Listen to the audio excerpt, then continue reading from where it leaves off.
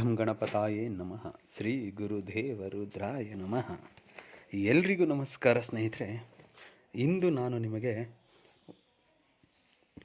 ಬಗಲ್ಮುಖಿ ಅಮ್ಮನ ಸಹಾಯದಿಂದ, ಆಕೆಯ ಬೀಜ ಮಂತ್ರದ ಸಹಾಯದಿಂದ ನಮಗಿರುವ ಶತ್ರುಗಳ ನಾಶ ಮಾಡೋದು ಹೇಗೆ ತಿಳಿಸ್ಕೊಡ್ತೀನಿ.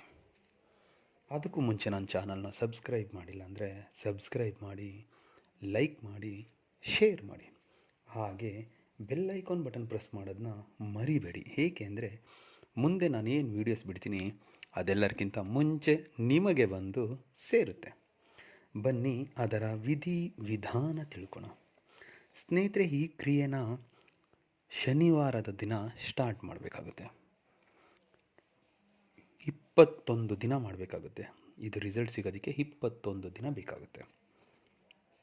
ಮತ್ತು ಎರಡನೇದಾಗಿ ರುದ್ರಾಕ್ಷಿ ಮಾಲೆ ಬೇಕಾಗುತ್ತೆ. ಮತ್ತು ಕಾಳಿ ಅಮ್ಮಂದು ಇಲ್ಲವೇ ಮಹಿಷಾಸುರ ಮರ್ದಿನಿ ಇಬ್ಬರಲ್ಲಿ ಒಬ್ರದ್ದು ಯಾರ್ದಾದ್ರೂ ಫೋಟೋ ಬೇಕಾಗುತ್ತೆ.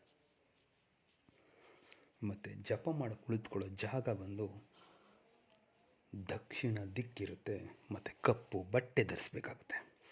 ಪ್ರತಿದಿನ 108 ಜಪ ಮಾಡಬೇಕಾಗುತ್ತೆ. ನಾನು ಕೊಡೋ ಮಂತ್ರನ ನಿಮಗೆ ಆ ಶತ್ರುವಿನ ಹೆಸರನ್ನು ತಗೊಂಡು ಮಹಿಷಾಸುರ ಮರ್ದಿನಿ ಇಲ್ಲ ಕಾಳಿ ಅಮ್ಮನ ಫೋಟೋದ ಮುಂದೆ ಮಂತ್ರ ಪಠನೆ ಮಾಡಬೇಕಾಗುತ್ತೆ. ಮಂತ್ರ ಪಠನೆ ಮಾಡುವಾಗ ಫೋಟೋ ಮುಂದೆ ಪ್ರತಿನಿತ್ಯ 5 ಒಣಗಿದ ಮೆಣಸಿನಕಾಯಿನ ಇಡಬೇಕಾಗುತ್ತೆ. ಇಟ್ಟು 5 ಮಂತ್ರ ಮುಗಿದ ಮೇಲೆ ಮರುದಿನ ಅದನ್ನು ತಗೊಂಡೋಗಿ ಕೊಚ್ಚೆ ಮೋರಿಯಲ್ಲೇ ಹಾಕಬೇಕಾಗುತ್ತೆ, ಶತ್ರುವಿನ ಹೆಸರಿನಲ್ಲಿ. ಹಾಗೆ ಮಾಡಿದರೆ ಶತ್ರು ಸರ್ವನಾಶ ಆಗೋದ್ರಲ್ಲಿ ಯಾವುದೇ ರೀತಿಯ ಸಂಶಯ ಇಲ್ಲ. ಮಂತ್ರ ಹೀಗಿದೆ ನೋಡಿ: ಓಂ ಹ್ರೀಂ ಶ್ರೀಂ ಜ್ವಾಲಾಮುಖಿ ಮಂ ಅಮ್ಮುಖಿ ಶತ್ರು ಭಕ್ಷಯ ಭಕ್ಷಯ ಓಂ ಫಟ್ ಸ್ವಾಹ. ಮಂತ್ರ ಇನ್ನೊಂದು ಸಾರಿ ಹೇಳ್ತೀನಿ ನೋಡಿ: ಓಂ ಹ್ರೀಂ ಶ್ರೀಂ ಜ್ವಾಲಾಮುಖಿ ಮಂ ಅಮ್ಮುಖಿ ಶತ್ರು ಭಕ್ಷಯ ಭಕ್ಷಯ ಓಂ ಫಟ್ ಸ್ವಾಹ.